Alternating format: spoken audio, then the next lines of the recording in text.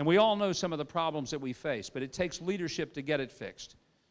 Clearly, we have an issue of being indebted and enslaved to Middle East oil. And for the reasons of not only protecting our environment, but changing our economy, this week oil went to over $100 a barrel.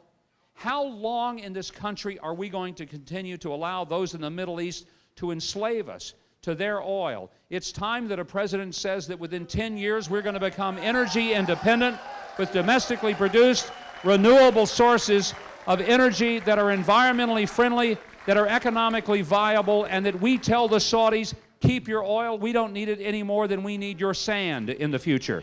That's what we need to do as a nation.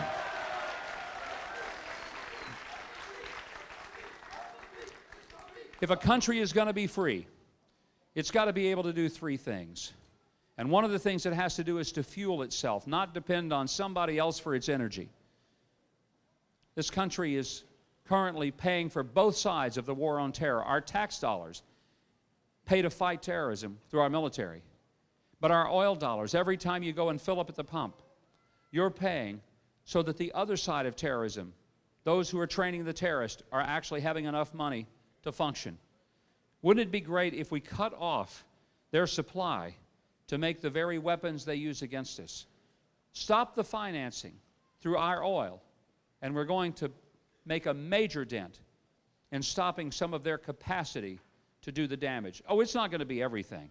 We do face a very serious enemy. And one of the things the next president has got to be able to commit to is to having the kind of military that is so strong, so well-trained, and so prepared that nobody on this earth ever wants to engage it in a battle because they know it's like taking on Chuck Norris. You are going to lose.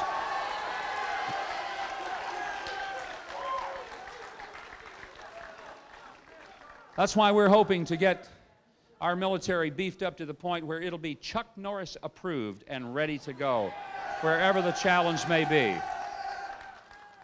And if we do have to use that military, we'll make sure that it enters into its engagement with irresistible force. And one thing we won't allow to happen is to let the politicians interfere and interrupt the battlefield command decisions that ought to be made by the people with blood on their boots and medals on their chest, have the kind of country that nobody on this earth wants to mess with. That kind of understanding of peace through strength means that there's less likelihood, not more likelihood, that we're going to send our folks off to a battle.